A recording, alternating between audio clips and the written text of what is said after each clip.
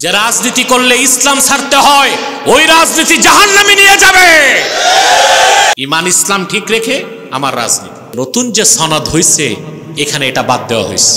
যদি গণভোটে এই সনদ বৈধতা পায় তো সংবিধান থেকে মহান আল্লাহর প্রতি আস্থা বিশ্বাস কথাটা বাদ হয়ে যাবে।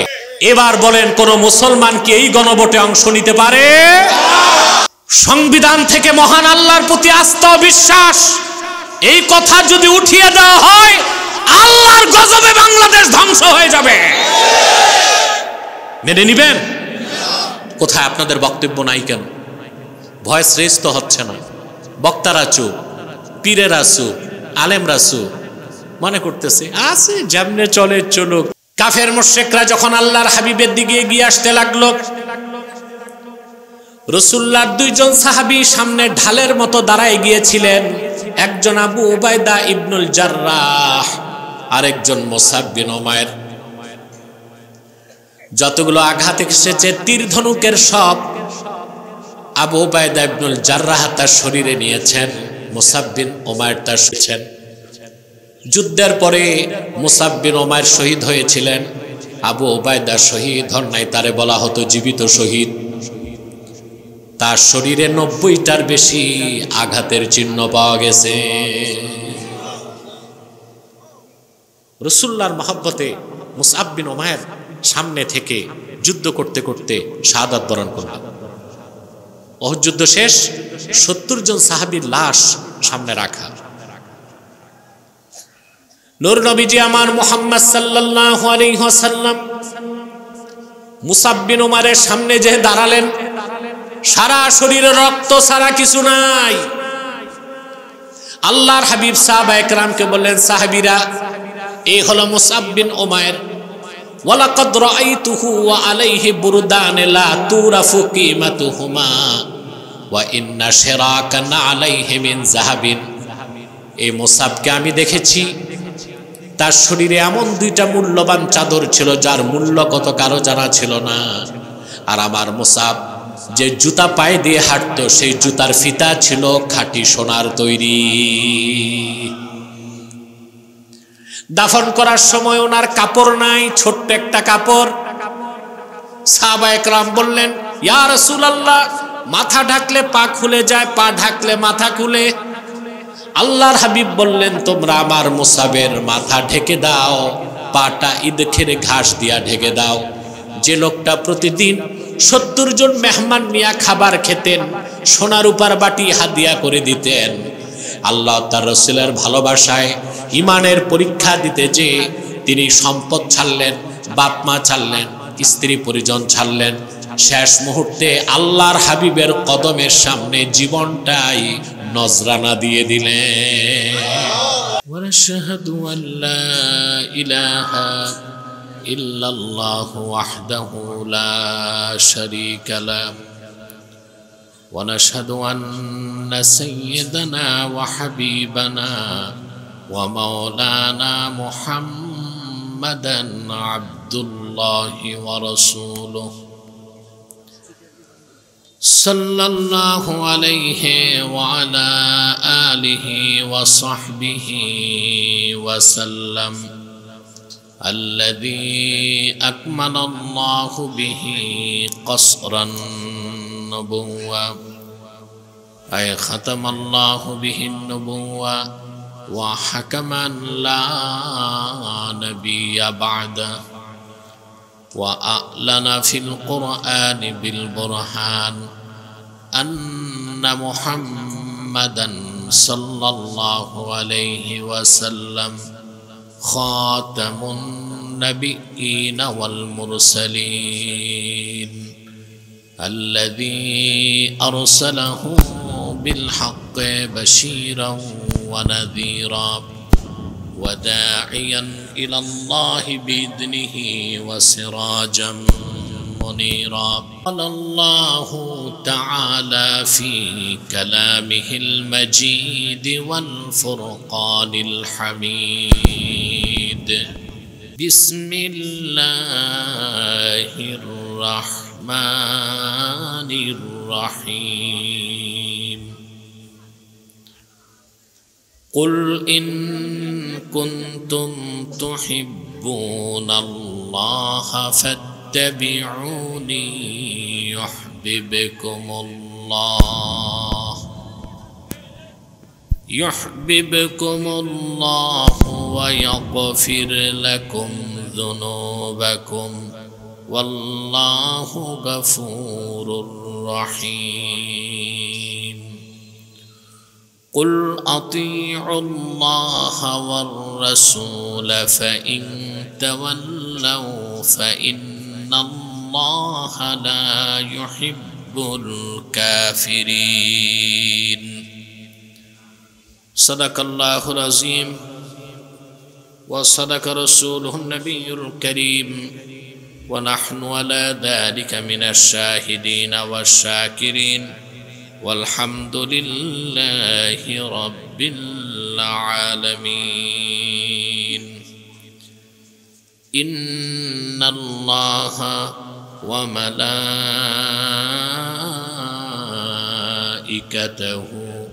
يصلون على النبي يا أيها الذين آمنوا صلوا عليه وسلموا تسليما اللهم صل على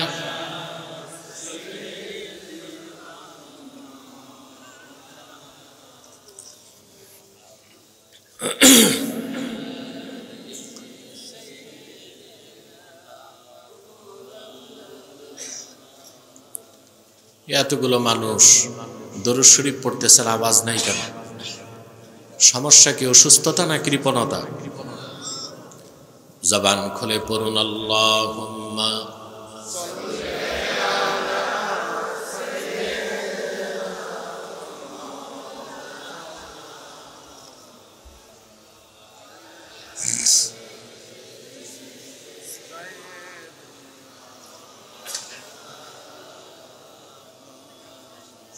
فهو الذي تم معناه وصورته ثم اصطفاه حبيبا بارئ النسم اللهم صل على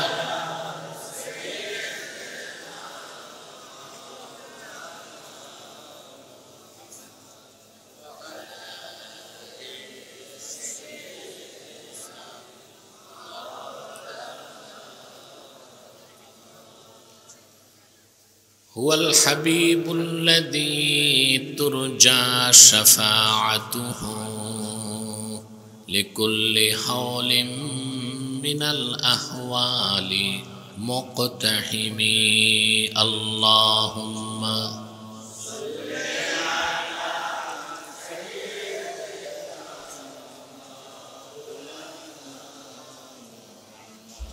وعلى آله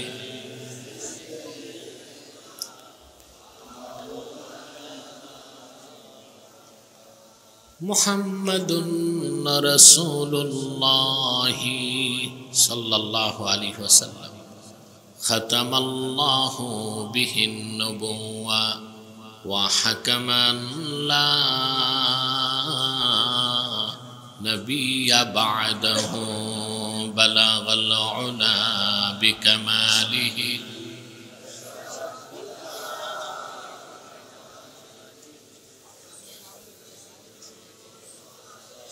এদিকে আসো, কাছে আসো, আমার কাছে আসো। স্পিকার চলে? আচ্ছা, আমার বেশি আওয়াজ দরকার নাই, পরিষ্কার আওয়াজ দরকার, বুঝতে পারছ? যাও। আল্লাহ করিম ফাউই কারামাতিয়া নুরিয়া হাফিজিয়া মাদ্রাসা ও এতিমখানার উদ্যোগে আয়োজিত 10ম বার্ষিক তাফসীরুল কোরআন মাহফিলের সম্মানিত সভাপতি হাজারাত উলামায়ে কেরাম, তুলাবায়ে এজাম, সম্মানিত অতিথিবৃন্দ, আমার প্রাণপ্রিয় মুসলমান ভাই এবং বন্ধুগণ, সকলকে আমার পক্ষ থেকে হৃদয় নিংড়ানো ভালোবাসা, শুভেচ্ছা এবং অভিনন্দন জ্ঞাপন করছি। সবটুকুন শুকরিয়া আল্লাহ তাআলার জন্যে, যিনি আজকের বরকতপূর্ণ মাহফিলে আমাদেরকে আসার বসার তৌফিক মেহেরবানি করে ভিক্ষা দান করেছেন। সেজন্য আসুন আমরা সকলে একবার অবনত চিত্তে হৃদয়ের আবেগ অনুভূতি উজাড় করে সমবেত কণ্ঠে বলি আলহামদুলিল্লাহ।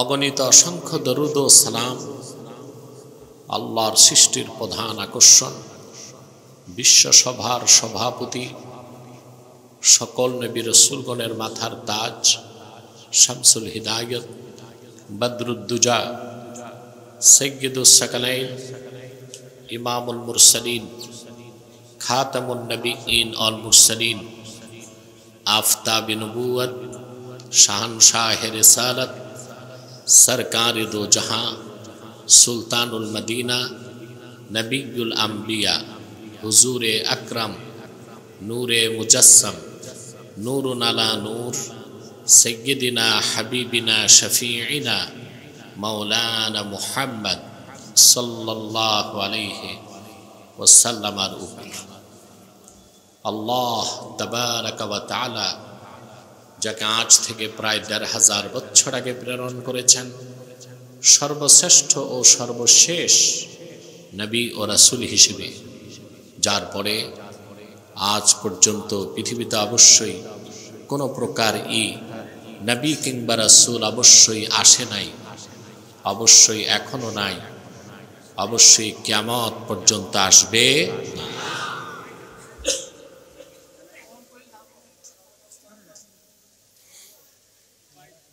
চলতে থাকুক, থাক, দরকার নাই। আওয়াজ পাচ্ছেন? থাক, এটা ধরতে গেলে আরো নষ্ট হবে। তুমি বসো বেলাল, তুমি এক হাত দূরে বসো।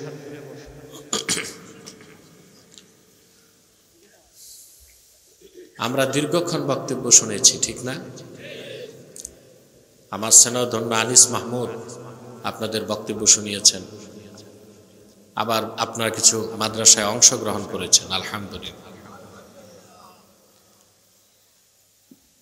এই মাদ্রাসাটা আমাদের নিজেদের প্রতিষ্ঠান, এই জন্য আমি রাতে এত ভিতরে আসছি, নতুবা আসার কথা ছিল না। আজকে দিনে আমার প্রোগ্রাম ছিল বাংলাদেশের উত্তর পূর্বাঞ্চল, জগন্নাথপুর, সিলেট, একেবারে শেষ প্রান্ত বাংলাদেশ। আমার আকাশপথে যেতে 1 ঘন্টা লাগছে, ফিরতে 1 ঘন্টা। কিছুটা বিশ্রাম নিয়ে এশার নামাজের পর আবার আমি আপনাদের উদ্দেশ্যে এসেছি। কিন্তু সড়কের যে অবস্থা দেখছি চান্দিনা থেকে এই পর্যন্ত, এ তো মনে হয় ২য় বিশ্বযুদ্ধে যে বোমা পড়ছে আর ঠিক হয় নাই।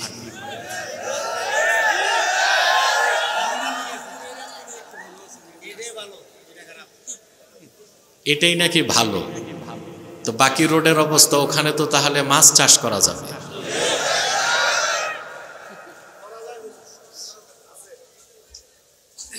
প্রিয় বন্ধুগণ, সিকিউরিটি থ্রেটের কারণে ভিতরে আসি না, রাতে, দিনে আসি। কংগাইতে আসছিলাম দিনে। এটা তো নিজেদের প্রতিষ্ঠান, অনেক কিছু স্যাক্রিফাইস করতে হয়। আমি এসেছি, আলহামদুলিল্লাহ, আল্লাহ তৌফিক দিয়েছে। আজকে যিনি সভাপতি, আমার ভাই, আপনাদের পীর সাহাব মৌলানা শাহ সুফি আয়াজ আহমদ সিদ্দিকী পীর সাহেব জনপুরি, উনি জনপুর থেকে এসে পৌঁছেন নাই, এজন্য আসেন নাই। থাকলে দেশে অবশ্যই আসতেন। আমরা তার জন্য দোয়া করব, আল্লাহ যেন তাকে দ্রুত আবার দেশে ফিরে দাওয়াতের কাজ করার সুযোগ দেন। প্রিয় সুধী, আমি আজকে আপনাদের সামনে তেলাওয়াত করেছি সূরা আলে ইমরান থেকে 2টো আয়াত, 31 এবং 32। এই দুটো আয়াতকে কেন্দ্র করে কিছু কথা শুনব, ইহকালীন কল্যাণ এবং পরকালীন মুক্তির লক্ষ্যে। ভূমিকাতে একটি কথা বলবো। এখানে যারা এসেছেন, আসার পেছনে পার্থিব জাগতিক রাজনৈতিক আর্থিক কোনো স্বার্থ নাই, আছে?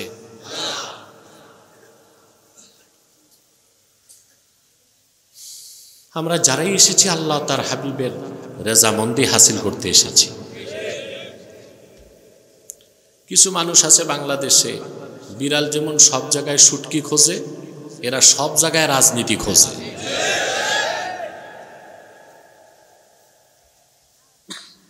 আমিও রাজনীতি করি, প্রচলিত রাজনীতি না, ইমাম হোসেনের রাজনীতি। সে স্বপ্ন লালন করি, প্রচার করি। চোখে দেখবো কিনা জানি না। আস-সা'য়ু মিন্না ওয়াল ইতমামু মিনাল্লাহ। প্রচেষ্টা আমাদের, পূর্ণতাকে দিবেন। তা আপনারা এসে বসেছেন, প্রত্যেককে আল্লাহ তাআলা তালিবুল ইলমের মর্যাদা দান করেছেন। আমরা খুশি। বেজারকে শয়তান বেজার। এখন শয়তানের একটা প্রজেক্ট চালু হয়েছে, একটু পরই তো মুনাজাত। তো মুনাজাতের আগে উঠানো যায় কিনা আপনাকে চেষ্টা করবে। আমরা শয়তানকে সুযোগ দিব? আমরা নেক নিয়ত করে শয়তানের নাপাক গালে একটি চপেটা ঘাত করতে চাই।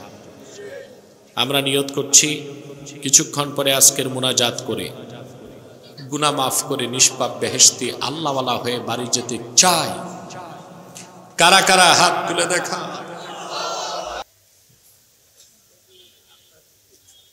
আউযু বিল্লাহি মিনাশ শাইতানির রাজীম। বিসমিল্লাহির রাহমানির রাহিম। কুল ইন কুনতুম তুহিব্বুনাল্লাহা ফাত্তাবিউনি ইউহিব্বুকুমুল্লাহু ওয়া ইয়াগফির লাকুম যুনুবাকুম ওয়াল্লাহু গফুরুর রহিম। قل أطيعوا الله والرسول فإن تولوا فإن الله لا يحب الكافرين। কথা বলো না তোমরা, সব মোবাইল বন্ধ করো। পিছনে কিছু দুষ্ট ছেলে পেলে আছে। না, এবার না গেলে অর্ধচন্দ্র দিয়ে ভাগাও। সভ্যতা ভদ্রতা কিছু শিখে নাই, পরিবার থেকে কোনো সভ্যতা শিখে নাই। একটা মাহফিল, কোরআন শরীফের মাহফিল, এখানে যে আদব রক্ষা করবে তা নাই। বেয়াদবি করে যে জীবনটা ফিউজ করে ফেলবে এই খবর নাই। কিন্তু প্রিয় বন্ধুগণ, আল্লাহ তাআলা বলেন, কুল ইন কুনতুম তুহিব্বুনাল্লাহ। মুহাম্মদ সাল্লাল্লাহু আলাইহি ওয়াসাল্লাম আপনি বলুন মানব জাতিকে, তোমরা যদি আল্লাহকে ভালোবেসে থাকো, ফাত্তাবিউনি, আমি মুহাম্মদ সাল্লাল্লাহু আলাইহি ওয়াসাল্লামের অনুসরণ করো। তাহলে কি হবে? ইউহিব্বুকুমুল্লাহু ওয়া ইয়াগফির লাকুম যুনুবাকুম ওয়াল্লাহু গফুরুর রহিম। আল্লাহ তোমাদের জীবনের সমস্ত গুনাহ মাফ করে দিবেন। আল্লাহ তোমাদের ভালোবাসবেন আর তোমাদের জীবনের সমস্ত গুনাহকে আল্লাহ মাফ করে দিবেন। আল্লাহ হচ্ছেন ক্ষমাশীল, তিনি অতীব দয়ালু। তারপরের আয়াতে আল্লাহ বলেন, কুল আতিউল্লাহা ওয়ার রাসূল ফাইন তাওয়াল্লাউ ফাইন্নাল্লাহা লা ইউহিব্বুল কাফিরিন। প্রিয় হাবিব, আপনি সতর্ক করে তাদের বলে দিন, তোমরা আল্লাহর আনুগত্য করো, আল্লাহ রসুলের আনুগত্য করো। যদি এই কথা থেকে তারা মুখ ফিরিয়ে নেয়, তারা সব কাফের, আর আল্লাহ কাফেরদেরকে কখনো ভালোবাসেন না। দুঃখজনক কথা, আমাদের দেশে সূরা আলে ইমরানের 31 নম্বর আয়াতের আলোচনা হয়, কিন্তু 32 নম্বর আয়াতে আল্লাহ যে কঠোর মেসেজ দিয়েছেন সেটার আলোচনা হয় না। এটা একটা বড় ফাঁক, বড় ধরনের। আল্লাহকে ভালোবাসতে হলে, আল্লাহ পর্যন্ত পৌঁছতে হলে, আল্লাহর প্রিয় পাত্র হতে হলে পরকালে মুক্তির জন্যে একটাই পথ, একটাই মত, সেটা হচ্ছে রাসূলুল্লাহর অনুসরণ। সুবহানাল্লাহ বলুন। রাসূলুল্লাহর অনুসরণের বাইরে আল্লাহ পর্যন্ত পৌঁছার, পরকালে মুক্তি লাভ করার, জান্নাতে যাওয়ার দ্বিতীয় কোনো পথ নাই, মতও নাই। সুবহানাল্লাহ বলবেন। ইমামে কুরতুবী এই আয়াত কেন নাজিল হলো তিনি উল্লেখ করেছেন, ইসলাম ছাড়া যত ধর্ম এখন আছে না, অনেক ধর্ম, এই ধর্মের মানুষগুলো যারা ধর্ম মানে তারা কিন্তু নাস্তিক না, আস্তিক। তারা কি আস্তিক? মানে মুসলমান না, মুসলমান না। আস্তিক মানে যে স্রষ্টায় বিশ্বাসী, কিন্তু সে যদি ঈমান না আনে, কলেমা বিশ্বাস না করে, সে কাফের। আর নাস্তিক হচ্ছে ধর্ম মানে না, স্রষ্টাকেও বিশ্বাস করে না। তো ইসলাম ছাড়া যত ধর্ম আছে, মতবাদ আছে, আদর্শ আছে, ধর্মীয় মতবাদ আছে, তাদের প্রত্যেকের উদ্দেশ্য হচ্ছে ধর্ম পালনের মাধ্যমে স্রষ্টার সন্তুষ্টি চায়। ঠিক না ভাই? তাদের উদ্দেশ্য মহৎ, পদ্ধতি খারাপ। উদ্দেশ্য কি? পদ্ধতি। হিন্দুরা পূজা অর্চনা করে না, ঈশ্বরের ভালোবাসা চায়। খ্রিস্টানরা ইবাদত করে না, ইহুদিরা করে না। প্রত্যেক ধর্মের লোক ধর্ম পালন করে আল্লাহর সন্তুষ্টি অর্জনের জন্য। উদ্দেশ্য খুবই মহৎ, পদ্ধতি খুবই খারাপ। উদ্দেশ্য খুবই মহৎ, পদ্ধতি খুবই খারাপ। মক্কায় যারা কুরাইশ ছিল, আবু জাহেল সহ কুরাইশ কাফেরদের মধ্যে সবচেয়ে কট্টর কাফের ছিল 25 জন। এদের নেতা ছিল আবু জাহেল। এ আবু জাহাল সহ প্রত্যেক মুশরিক কাফের কুরাইশ আল্লাহকে বিশ্বাস করত।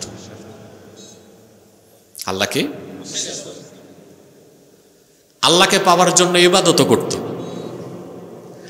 আল্লাহ রাব্বুল আলামিন বলেন, ওয়ালা ইন সাআলতাহুম মান খালাকাস সামাওয়াতি ওয়াল আরদা ওয়া সাখখারাশ শামসা ওয়াল কামারা লা ইয়াকুলুন্নাল্লাহ।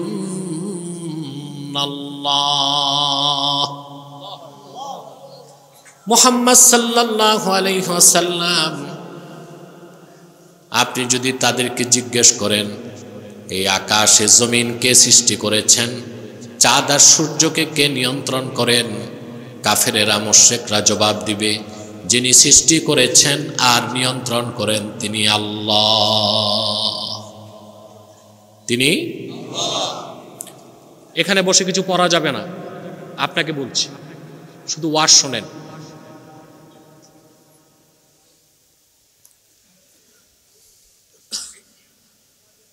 আকাশ জমিন কে সৃষ্টি করছেন? মুশরিকরা বিশ্বাস করতো?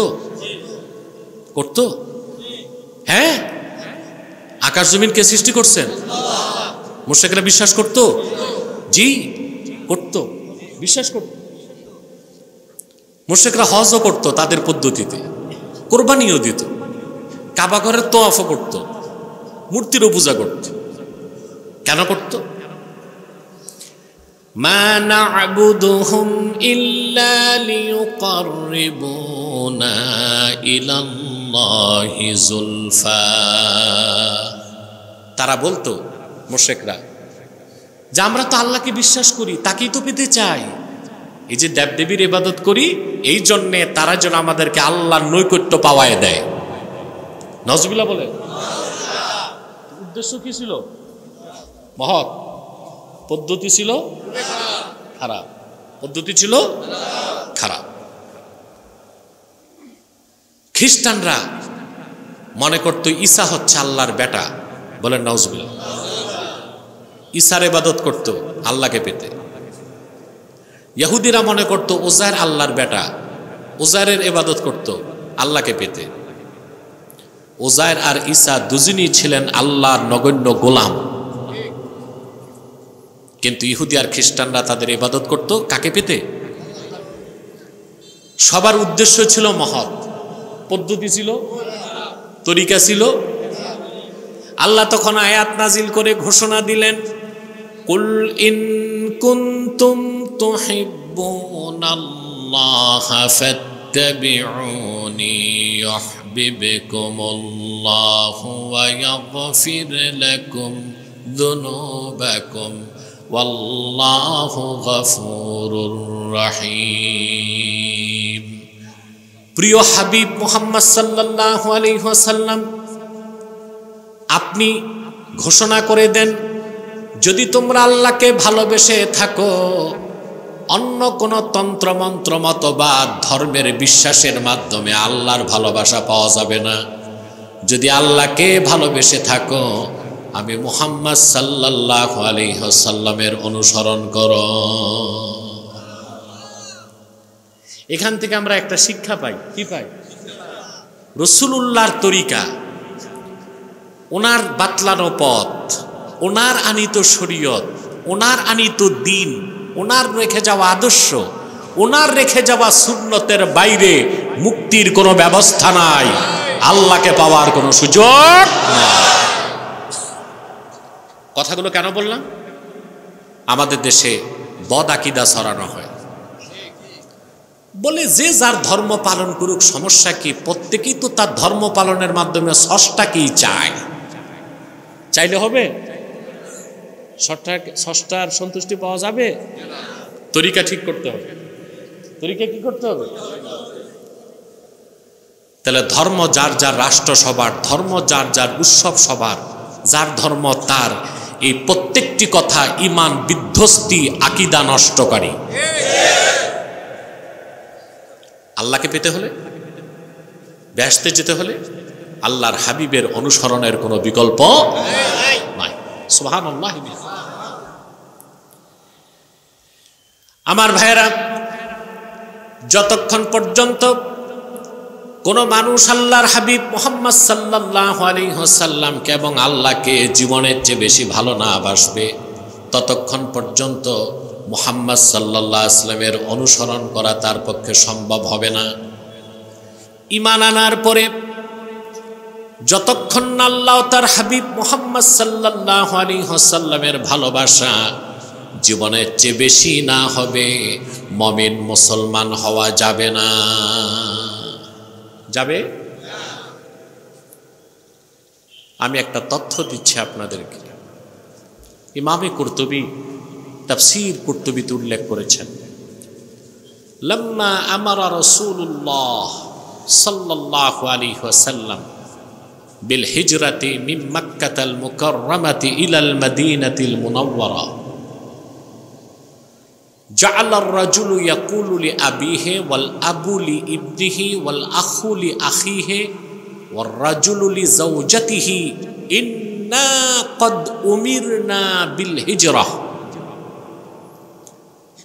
রাসূলুল্লাহ সাল্লাল্লাহু আলাইহি ওয়াসাল্লাম 13 বছর দিনের দাওয়াত মক্কায় দেওয়ার পর আল্লাহ হুকুম করছেন যে এখন সবাইকে মদিনা মুনাওয়ারায় হিজরত করতে হবে। রাসূলুল্লাহ সাল্লাল্লাহু আলাইহি ওয়াসাল্লাম যখন নির্দেশ করছেন হিজরত করো, তো সাহাবীদের উপর ফরজ হয়ে গেছিল না? কথা বলেন। তো একই ঘরে পিতা মুসলমান, ছেলে কাফের, ছেলে মুসলমান, পিতা কাফের, ভাই মুসলমান, ভাই কাফের, স্বামী মুসলমান, স্ত্রী কাফের। আর হিজরতের আগে তো যে মুসলিম সে মুসলিম, যে কাফের সে কাফের, কিন্তু থাকতো তো একই ঘরে, একই সংসারে। কথা বলেন। হিজরতের হুকুম যখন হয়েছে, এখন একজন আরেকজনকে বলতেছে, পিতা পুত্রকে বলতেছে, পুত্র পিতাকে বলতেছে, ভাই ভাইকে বলতেছে, স্বামী স্ত্রীকে বলতেছে, আমাদেরকে হিজরতের হুকুম করা হয়েছে, তার মানে সম্পর্ক আর রাখা যাবে না। সুবহানাল্লাহ। ঈমান বহুত বড় জিনিস, ঈমানের পরীক্ষা অনেক বড় জিনিস। সাহাবায়ে কেরামের সামনে আসলো আল্লাহর পক্ষ থেকে ঈমানের মহান পরীক্ষা। হিজরত করার মানে বাপ ছেলেকে ছাড়বে, ছেলে বাপকে ছাড়বে, ভাই ভাইকে ছাড়বে, বোন ভাইকে ছাড়বে, স্বামী স্ত্রী ছাড়বে, স্ত্রী স্বামী, সম্পদ ছেড়ে দিবে, বাড়িঘর ছেড়ে দিবে, দেশ ছাড়তে হবে। সম্পদ ছেড়ে দিবে, বাড়িঘর ছেড়ে দিবে, এলাকা ছেড়ে দিতে হবে। কঠিন পরীক্ষা না? জালিলুল কদর সাহাবী যারা, তারা সব হিজরত করে মদিনা মুনাওয়ারায় চলে গেছেন হুকুমের সাথে সাথে। বাকিরা চিন্তা করতেছেন এই রক্তের সম্পর্ক কিভাবে ছিন্ন করবেন। সম্পর্ক তো আত্মীয়তার না, রক্তের। আল্লাহ রাব্বুল আলামিন তখন আয়াত নাজিল করলেন। আল্লাহ তাআলা ঘোষণা দিয়ে বললেন, ইয়া আইয়ুহাল্লাযীনা আমানু লা তাত্তাখিযু আবাআকুম ওয়া ইখওয়ানাকুম আউলিয়া ইন ইসতাহাব্বুল কুফরা আলাল ঈমান। আল্লাহ রাব্বুল আলামিন ঘোষণা করলেন, হে ঈমানদারগণ, বিশ্বাসীগণ, মুসলমানেরা, তোমাদের পিতা আর তোমাদের ভাই যারা, তাদেরকে তোমরা আপন বানায়ো না, বন্ধু বানায়ো না, যদি তারা কিনা ঈমানের উপর কুফরকে পছন্দ করে। তার মানে তারা যদি ঈমান না আনে, কাফের থাকে, তাদের সাথে তোমাদের কোনো সম্পর্ক থাকতে পারে না। পারে?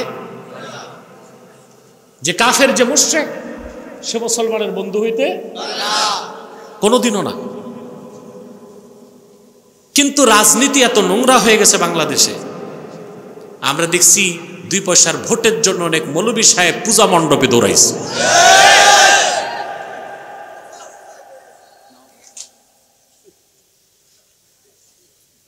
সমানে দৌড়াইছে, পূজা মণ্ডপে যায় কীর্তন গাইছে, লাড্ডু খাইছে, কুরনিশ করছে।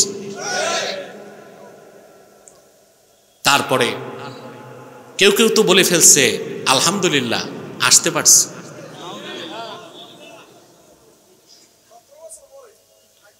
বন্ধুরা,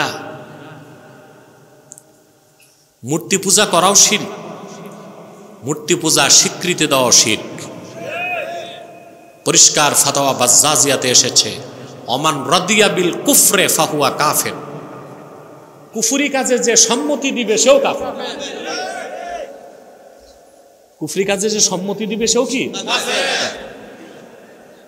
আপনি হিন্দু বৌদ্ধ খ্রিস্টানদের মানবিক সাহায্য করতে পারবেন, ঘর নাই ঘর দিবেন, খাদ্য নাই খাদ্য দিবেন, আগুন লাগছে পানি দিবেন, কিন্তু তার ধর্মীয় কাজে পার্টিসিপেট করার কোনো সুযোগ আপনার নাই যদি আপনি মুসলমান হন। আজ আমরা পথভ্রষ্ট হয়ে যাচ্ছে, রাজনীতি করতে চাই। যে রাজনীতি করলে ইসলাম ছাড়তে হয়, ওই রাজনীতি জাহান্নামে নিয়ে যাবে। ঈমান ইসলাম ঠিক রেখে আমার রাজনীতি, ঈমান ইসলাম ঠিক রেখে আমার ব্যবসা, ঈমান ইসলাম ঠিক রেখে আমার চাকরি, ঈমান ইসলাম ঠিক রেখে আমার রক্তের সম্পর্ক, ঈমান ইসলাম ঠিক রেখে আমার আত্মীয়তার সম্পর্ক। এটাই তো ঈমান। এই আয়াত নাজিলের পর বাকি সাহাবীরাও হিজরত করছেন। আল্লাহ বলছেন, লা তাত্তাখিযু আবাআকুম ওয়া ইখওয়ানাকুম আউলিয়া ইন ইসতাহাব্বুল কুফরা আলাল ঈমান। তোমরা তোমাদের পিতাদের, তোমাদের ভাইদেরকে বন্ধু বানায়ো না, আপন করো না, যদি তারা কুফরের উপর, ঈমানের উপর কুফরকে প্রাধান্য দেয়। তারপরও কিছু সাহাবী রয়ে গেছেন, বুঝতে পারছেন? এবার আসছে চূড়ান্ত ঘোষণা। আল্লাহ রাব্বুল আলামিন ডাক দিয়ে বলেন, কুল ইন كان آباؤكم وأبناؤكم وإخوانكم وأزواجكم وعشيرتكم وأموال اقترفتموها وتجارة تخشون كسادها ومساكن ترضونها أحب إليكم من الله ورسوله وجهاد في سبيله فتربصوا حتى يأتي الله بأمره والله لا يهدي القوم الفاسقين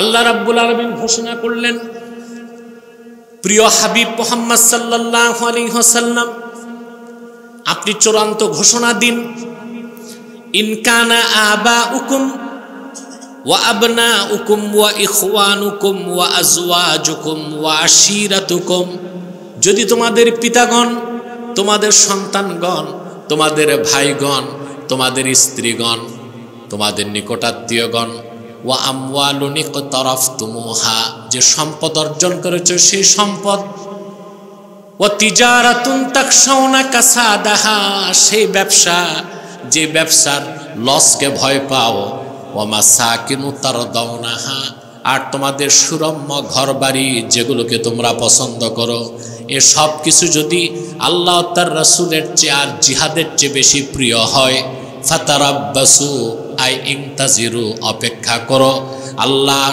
চূড়ান্ত সিদ্ধান্ত নিয়ে আসার আগ পর্যন্ত। অর্থাৎ আল্লাহর পক্ষ থেকে তোমাদের উপর আযাব আসবে, শাস্তি আসবে, বিপর্যয় আসবে, কারণ আল্লাহ তাআলা ফাসিকদেরকে পছন্দ করেন না, হেদায়েত করেন না। পিতা মাতা, ছেলে সন্তান, স্ত্রী পরিজন, নিকট আত্মীয়, চাকরি ব্যবসা, ঘর বাড়ি, সহায় সম্পদ, নিজের জীবন থেকে যতক্ষণ পর্যন্ত আল্লাহ তার রাসূলের ভালোবাসা বেশি না হবে, ততক্ষণ পর্যন্ত আল্লাহ আপনাকে মুসলিম বলে, বান্দা বলে স্বীকৃতি দিবেন না। এটা মনে রাখতে হবে, ঠিক না? কোরআন শরীফের প্রত্যেকটা আয়াতের বাস্তব নমুনা ছিলেন আমলের ক্ষেত্রে সাহাবায়ে কেরাম। সুবহানাল্লাহ কইবেন না? কথা কি বুঝতেছেন? আপনারা আজকে একটু চুপচাপ, আপনারা মানুষ বেশি বুঝলে চুপ থাকে আর একদম না বুঝলে চুপ থাকে।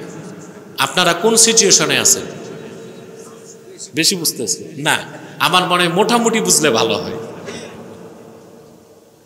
আমার সাথে কমিউনিকেশন থাকতে হবে, ঠিক না? মাহফিলকে তার কবরস্থান বানানো যায় না, আওয়াজ লাগবে, কথা বলতে হবে, সময় মতো ভয়েস রেজ করতে হবে। প্রিয় ভাইরা, কোরআন শরীফের কোন আয়াতের কি আমল তা প্র্যাকটিক্যাল করে দেখাইছেন সাহাবায়ে কেরাম। সেজন্য সাহাবায়ে কেরাম হচ্ছেন সত্যের মানদণ্ড। সাহাবায়ে কেরামকে যারা সত্যের মানদণ্ড মানে না, ন্যায়পরায়ণতা স্বীকার করে না সাহাবায়ে কেরামের, খোদার কসম তারা দ্বীনের শত্রু, মুনাফিক। আছে না বাংলাদেশে? সাহাবায়ে কেরামের দোষ ধরে, দলের নেতার দোষ ধরে না, দলের বক্তার দোষ ধরে না। ভুল করলে কয় মাথা খারাপ। তো মাথা খারাপ পাবনা পাঠাও, স্টেজে কেন? পাইলট যদি পাগল হয় প্লেন ক্রাশ করবে না? হ্যাঁ, ডাক্তার যদি পাগল হয় রোগী মরবে। এক বড় ডাক্তার ছিলেন, দেশ স্বাধীনের পর এফআরসিএস করে আসছেন ফ্রান্স থেকে, কিন্তু মদ খাইতেন। রুগী দেখার সময় দুই এক ঢোক গিলতেন। মাতাল অবস্থায় রুগী দেখতেছে তো লিখে দিছে মাতাল অবস্থায় 4 ব্যাগ সিমেন্টস, 4 বস্তা সিমেন্ট। লিখছে কারে? রুগীর। এখন রুগী তো ফার্মেসি ঘুরে, ফার্মাসিস্টরা বুঝতেছে না যে ডাক্তারের প্রেসক্রিপশনে 4 বস্তা সিমেন্ট এটা কোন ওষুধ।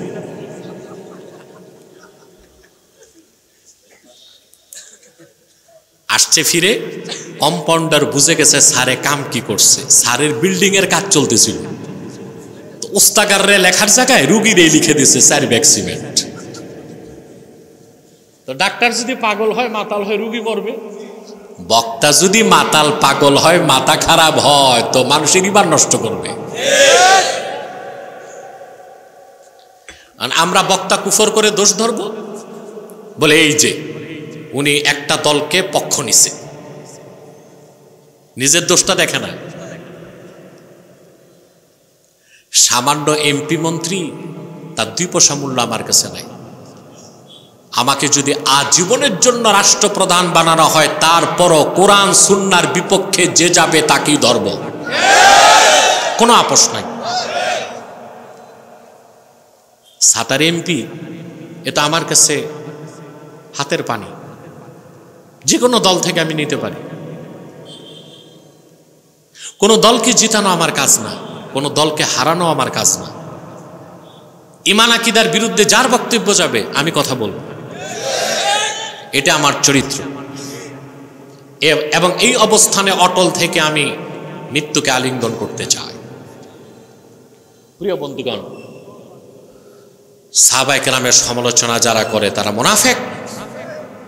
সাহাবায়ে কেরাম প্রমাণ দিয়া দেখাইছেন ১৫০০ বছর আগে তারা জীবনের চেয়ে বেশি আল্লাহ তার রাসূলকে ভালোবাসতেন। আমি একটা দৃষ্টান্ত দিচ্ছি আপনাদেরকে।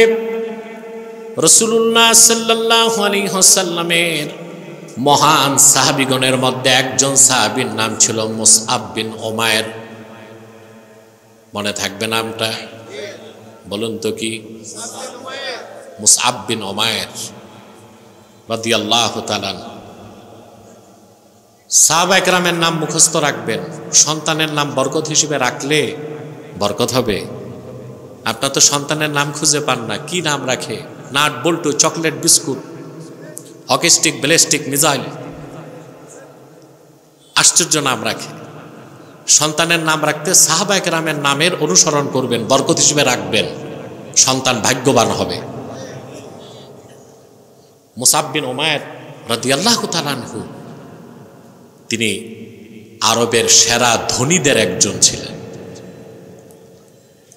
রিজাল শাস্ত্রবিদগণ লেখেন, ইসলাম গ্রহণের আগে মুসআব বিন উমাইর কত বড় ধনী মানুষ ছিল। প্রতিদিন তার দস্তরখানে ৭০ জন মেহমান অংশগ্রহণ করতেন। সোনা রূপার বাটিতে খাবার পরিবেশন করতেন। খাবারের পর সোনা রূপার বাটিগুলো মেহমানদের হাদিয়া করে দিতে। এত ধনী মানুষ। ঈমান আনলেন, পরিবার ছাড়লেন, বাপ মা ছাড়লেন, সব ছাড়লেন, সম্পদ, বাড়ি, ঘর সব ছেড়ে দিয়েছে, মুসলমান হয়ে গেছে। বদর যুদ্ধে মুসআব বিন উমাইর আল্লাহর হাবিবের পক্ষে যুদ্ধ করেছেন। তারই আপন ভাই, তার নাম ছিল আমের বিন উমাইর, সে ছিল কাফের, সে যুদ্ধ করেছে রাসূলুল্লাহর বিপক্ষে। বদরের যুদ্ধে আল্লাহ তাআলা তার হাবিবকে, সাহাবীগণকে মহাবিজয় দান করেছিলেন। মুসআব বিন উমাইরের আপন ভাই বন্দী হয়ে গেল। চতুর আমের বিন উমাইর সাহাবায়ে কেরামকে বললেন, আমি আল্লাহর হাবিবের বিশিষ্ট সাহাবী মুসআব বিন উমাইরের ভাই। এই কথা শুনে সাহাবায়ে কেরাম তার হাত পায়ের বাঁধন ঢিলা করে দিলেন সাহাবীর ভাই পরিচয় পেয়ে। সকালবেলা মুসআব বিন উমাইর যখন শুনলেন, সাহাবীদেরকে বললেন, আল্লাহর কসম, আল্লাহর হাবিব মুহাম্মদ সাল্লাল্লাহু আলাইহি সাল্লামের বিপক্ষে যে অস্ত্র ধারণ করেছে, ওই রকম কুলাঙ্গার আমি মুসআবের ভাই হতে পারে না। বাঁধো, শক্ত করে তার হাত পা বেঁধে দাও।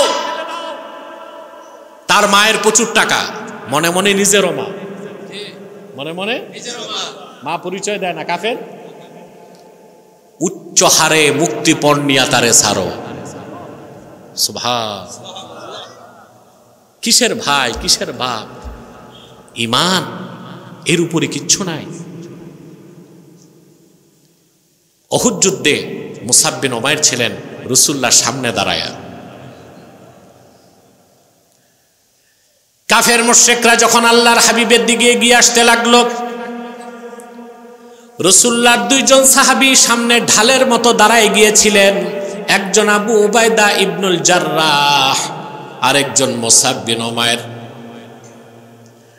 যতগুলো আঘাত এসেছে তীর ধনুকের সব আবু উবাইদা ইবনুল জাররাহ তার শরীরে নিয়েছেন, মুসাব বিন উমাইর তার শুয়েছেন।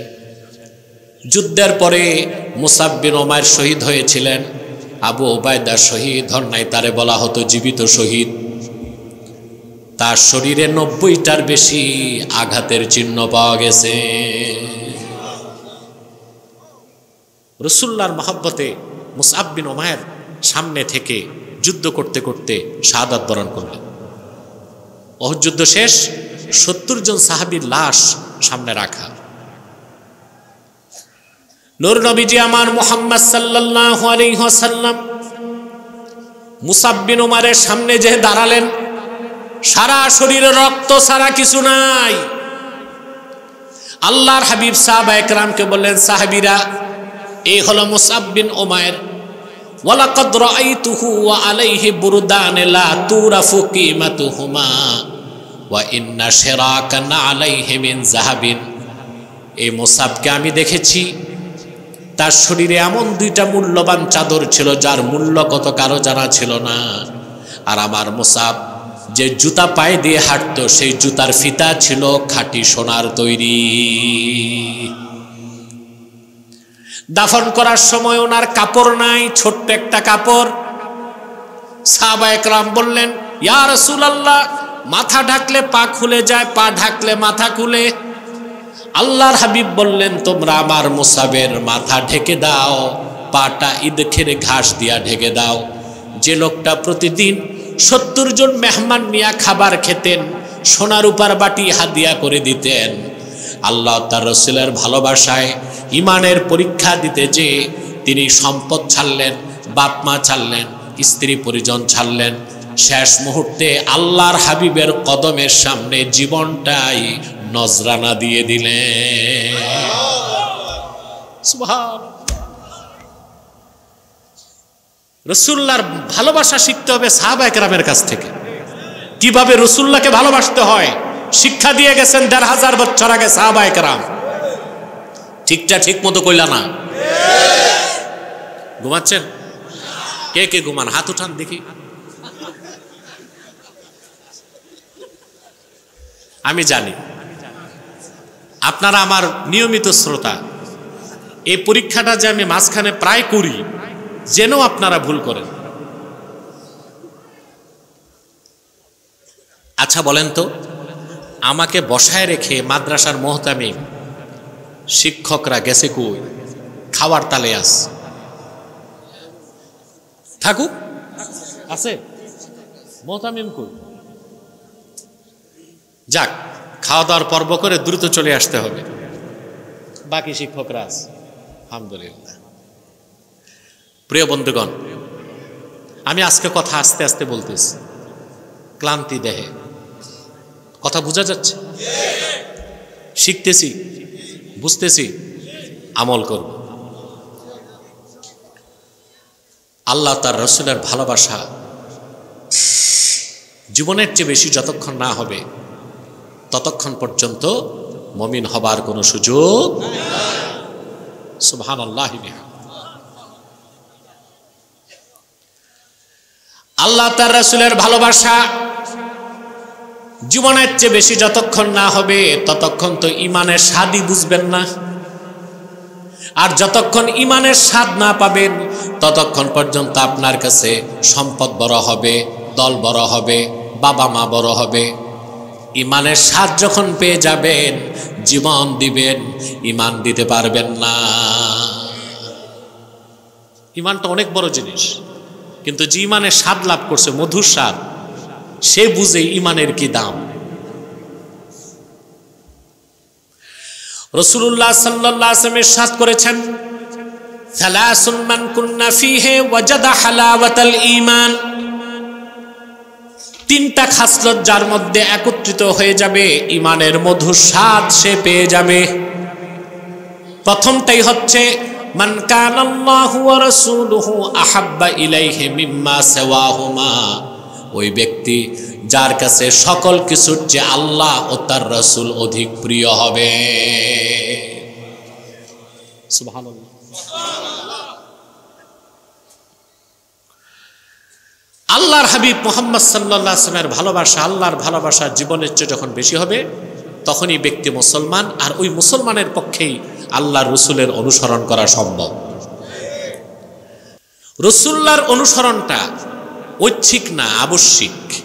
এটা কি ঐচ্ছিক না আবশ্যিক? আবশ্যিক। এমন না আপনি চুজ করবেন কোন আদর্শ নিবেন, না। আপনি মুসলিম, একমাত্র রাসূলুল্লাহর শরীয়তকে, দ্বীনকে বিশ্বাস করতে হবে, ওনার অনুসরণ করতে হবে। যদি রাসূলুল্লাহর অনুসরণকে বাদ দেন, ওনার আনুগত্য না করেন, আল্লাহর আনুগত্য না করেন, ওনার দ্বীনকে বিশ্বাস না করেন, ওনার সুন্নতকে না মানেন, আপনাকে আল্লাহ ঘোষণা দিয়েছেন আপনি কাফের। এটা পরের আয়াতে। কোন আয়াতে? আল্লাহ রাব্বুল আলামিন বলেন, কুল আতিউল্লাহ ওয়ার রাসূল ফাইন তাওয়াল্লাউ ফাইন্নাল্লাহা লা ইউহিব্বুল কাফিরিন। প্রিয় হাবিব মুহাম্মদ সাল্লাল্লাহু আলাইহি ওয়াসাল্লাম, আপনি আরো বলে দিন, তোমরা আল্লাহর আনুগত্য করো, তার রাসূলের আনুগত্য করো।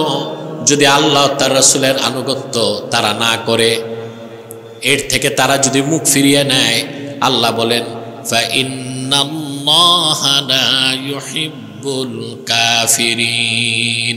তারা কাফের।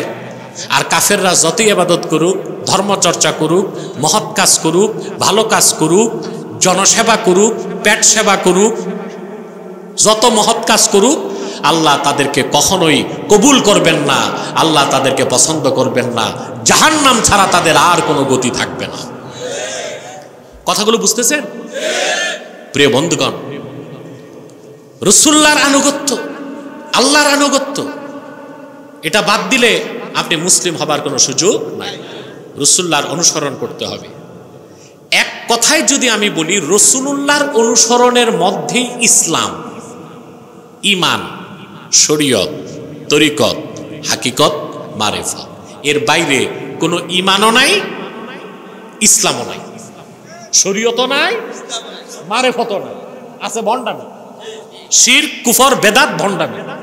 ঠিক কিনা? আমার এই ন্যারেটিভটা বুঝতে পারছেন? জি না, বুঝতে হবে। রাসূলুল্লাহর অনুসরণের বাইরে কোনো ইসলাম, শরীয়ত, মুক্তি, কল্যাণ। বুঝেন ভালো করে। মুহাম্মদ সাল্লাল্লাহু আলাইহি ওয়াসাল্লাম ১৫০০ বছর আগে যেটা আদেশ করেছেন আল্লাহ, সেটা ফরজ করে দিয়েছেন। তিনি যা নিষেধ করেছেন আল্লাহ ওইটারে হারাম করে দিয়েছেন। তিনি যেটা পছন্দ করেছেন ওইটা আল্লাহ দিন বানায় দিয়েছেন। তিনি অপছন্দ করেছেন সেটারে আল্লাহ বদ্দিন বানায় দিয়েছেন। ঠিক না?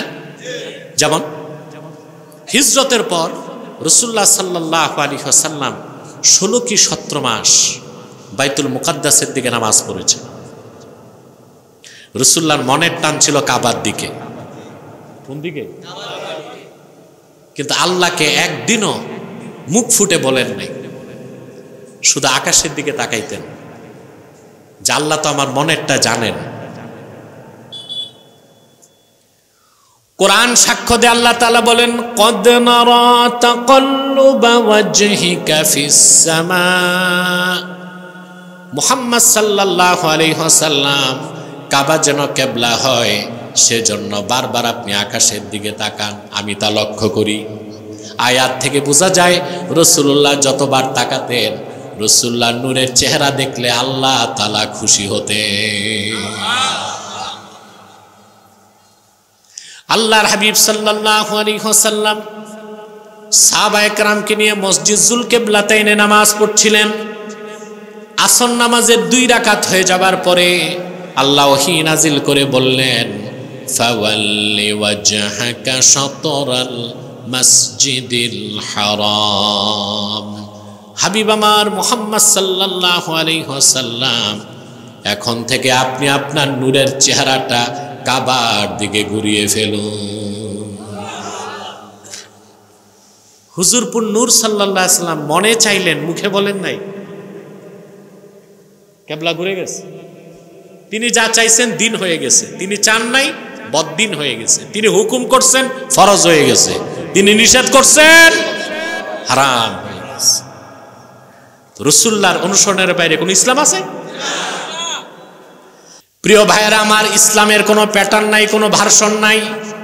ইসলাম একটাই, সেটা হচ্ছে মুহাম্মদ সাল্লাল্লাহু আলাইহি ওয়াসাল্লাম আল্লাহর পক্ষ থেকে যা কিছু এনেছেন, যা কিছু বলেছেন, যা কিছু নীতি নির্ধারণ করেছেন, সেটাই ইসলাম। এক কথায় বলে দেওয়া হয়েছে, ইন কুনতুম তুহিব্বুনাল্লাহ, যদি তোমরা আল্লাহকে ভালোবেসে থাকো, ফাত্তাবিউনি, আমি মুহাম্মদ সাল্লাল্লাহু আলাইহি ওয়াসাল্লামের অনুসরণ করো। তার মানে আল্লাহর হাবিব মুহাম্মদ সাল্লাল্লাহু আলাইহি ওয়াসাল্লামের অনুসরণের বাইরে কোনো ইসলাম নাই, মুক্তি নাই, নাজাত নাই, কল্যাণ নাই, সমৃদ্ধি নাই, সফলতা নাই। বুঝতেছেন?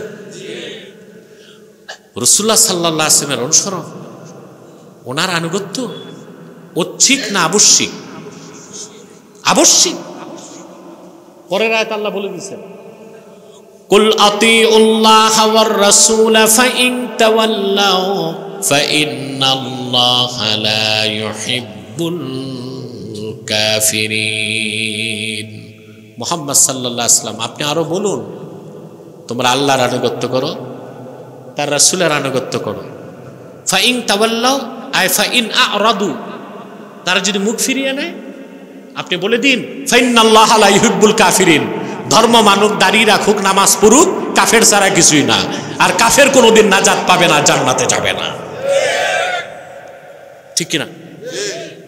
প্রিয় বন্ধুগণ, রাসূলুল্লাহর অনুসরণ করতে গেলে ওনার আনিত দিন ইসলামকে বিশ্বাস করতে হবে, ওনার শরীয়তকে বিশ্বাস করতে হবে, ওনার রেখে যাওয়া সুন্নতের অনুসরণ করতে হবে। সবচেয়ে দুঃখ, এই দেশে মৌলবী সাবরাও সুন্নত বুঝে না, সেই জন্য বেদাতের ফতুয়া যে যেমনে পারে দিতেছে। আগে তো সুন্নত চিনতে হবে, তাইলে না বেদাত চিনবে।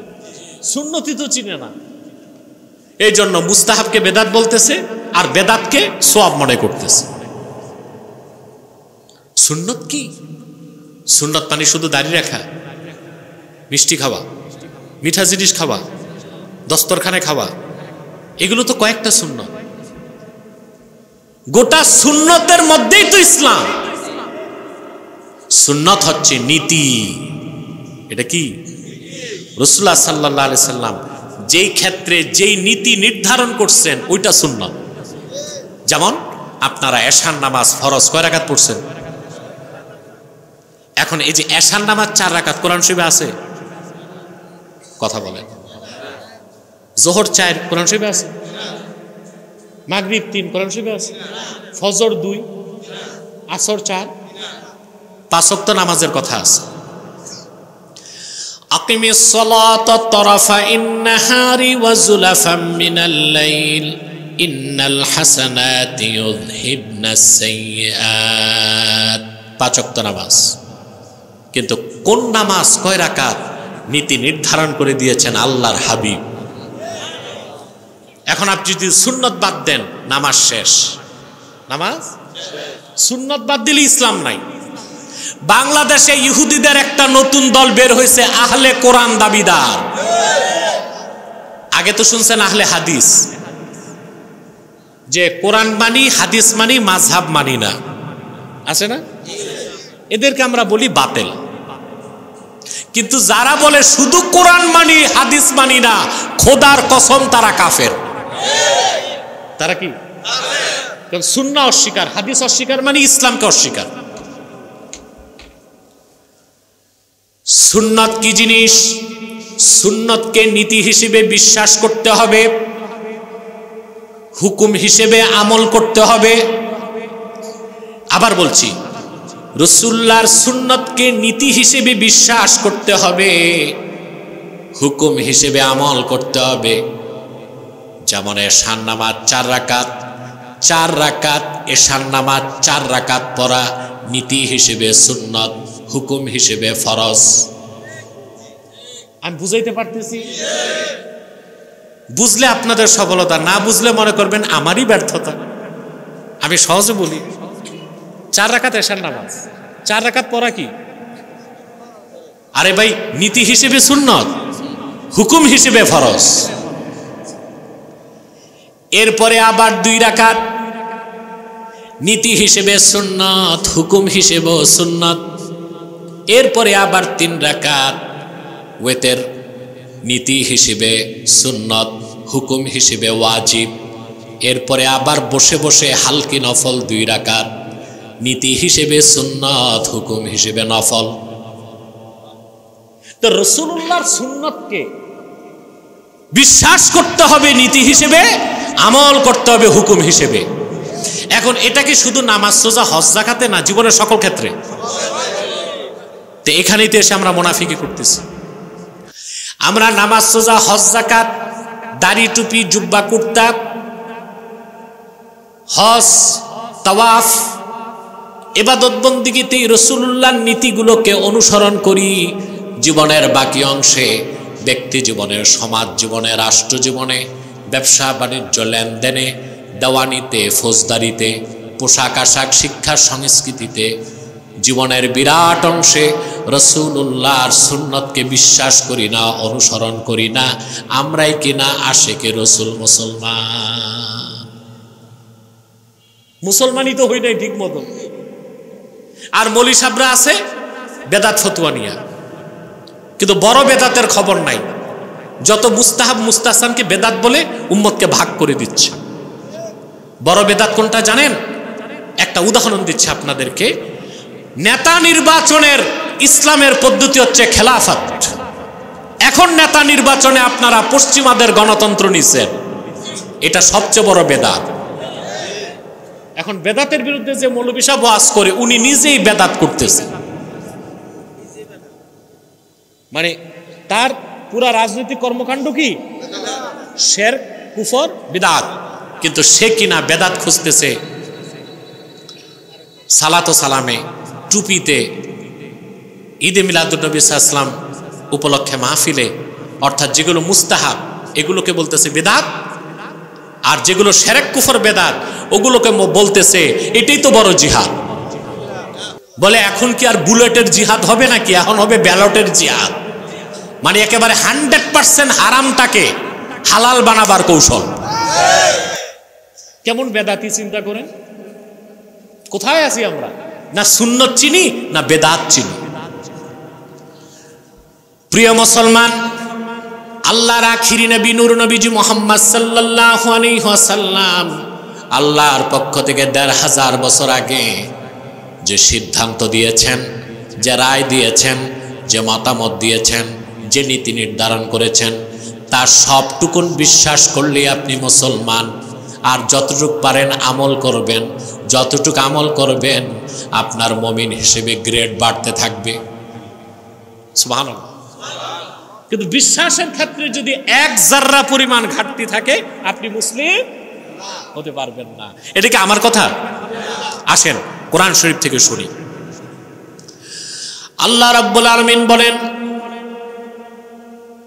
মা কানা লিমুমিনিন ওয়ালা মুমিনাতিন ইযা কাদাল্লাহু ওয়া রাসূলুহু আমরান আইয়াকুনা লাহুমুল খিয়ারাতু মিন আমরিহিম ওয়া মান ইয়াসিল্লাহা ওয়া রাসূলাহু ফাকাদ দাল্লা দালালাম মুবিনা। সূরা আহজাব। আল্লাহ স্পষ্ট বলে দিয়েছেন, ওয়ামা কানা লিমুমিনিন ওয়ালা মুমিনাহ ইযা কাদাল্লাহু ওয়া রাসূলুহু আমরা। আল্লাহ তার রাসূল যখন কোন সিদ্ধান্ত দেন, কোন পুরুষ, কোন মুসলমান নর কিংবা নারীর কোনো অধিকার নাই আল্লাহ তার রাসূলের সিদ্ধান্তকে বাদ দিয়া নিজেদের পক্ষ থেকে কোনো সিদ্ধান্ত গ্রহণ করবে। যদি করে প্রকাশ্য গুমরাহিতে সে লিপ্ত আছে বলে গণ্য হবে। অন্য জায়গায় আল্লাহ রাব্বুল আলামিন বলেন, ফালা ওয়া রাব্বিকা লা ইউমিনুনা হাত্তা ইউহাক্কিমুকা ফীমা শাজারা বাইনাহুম ثم সুম্মা লা ইয়াজিদু ফি আনফুসিহিম হারাজাম মিম্মা কদাইতা ওয়া ইউসাল্লিমু তাসলিমা। আল্লাহ বলেন ফালা ওয়া রাব্বিক, মুহাম্মদ সাল্লাল্লাহু আলাইহি সাল্লাম আপনার রবের কসম, সাহাবায়ে কেরাম নিজেদের মধ্যে সৃষ্ট বিরোধের ক্ষেত্রে যতক্ষণ পর্যন্ত আপনার সিদ্ধান্তকে সন্তুষ্ট চিত্তে মেনে না নিবে ততক্ষণ পর্যন্ত তারা মুমিন হতে পারে না। রাসূলুল্লাহর ইত্তেবা জীবনের সকল ক্ষেত্রে রাসূলুল্লাহ সাল্লাল্লাহু আলাইহি ওয়াসাল্লাম যে নীতি, যে আদর্শ, যে তরিকা, যে শরিয়ত, যে দ্বীন রেখে গেছেন তার অনুসরণ করতে হবে। বিশ্বাস তো পুরা রাখতে হবে, সফলতার জন্য অনুসরণ পুরাপুরি করতে হবে, ঠিক কিনা বলেন? আমরা কি তা করি? নামাজ, রোজা, হজ, যাকাতে সুন্নতের অনুসরণ করি। আমাদের ব্যবসা লেনদেন সুদ ভিত্তিক। আমাদের রাজনীতি সুন্নত তরিকায় হচ্ছে না, তা হচ্ছে Plato, Pythagoras, Ptolemy, Archimedes, Aquinas, saint Augustine, Rousseau, Bodin, Abraham Lincoln, তাদের অনুসরণে আমরা রাজনীতি করছি, তাদের সমাজ ব্যবস্থাকে গ্রহণ করেছি। কিন্তু বুক ফিলিয়ে বলছি আমরা হচ্ছে আশেক, আমরা খাঁটি সুন্নি, আমরা মুসলমান। আপনি তো শর্তেই আসেন না, ঠিক কিনা? এই যে বাংলাদেশে এখন অরাজকতা না, কথা বলেন। সবাই শুধু বলে বাংলাদেশ মেরামত করতে হবে। কি করতে হবে? কি দিয়া? জাতীয় ঐক্য মৈত্য কমিশন একটা হয়েছে না, 3 মাস বসছে, 50 লাখ টাকার চা বিস্কুট খাইছে 3 মাস। কত লাখ টাকা? তারপর 44টা বিষয়ে একমত হয়েছে। কটা বিষয়? 84টা।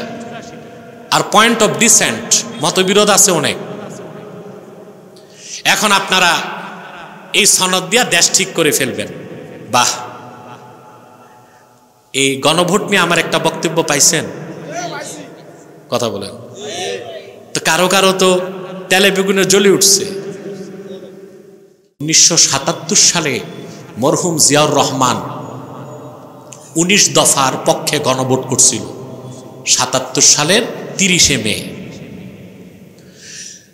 আমি জিয়াউর রহমানের জন্য দোয়া করি একটা কারণে, 19 দফা পাশ করে সংবিধানে একটা নীতি আনছিল জিয়াউর রহমান, যে বাংলাদেশ রাষ্ট্রের মূল নীতি হচ্ছে সর্বশক্তিমান আল্লাহর প্রতি বিশ্বাস ও আস্থা।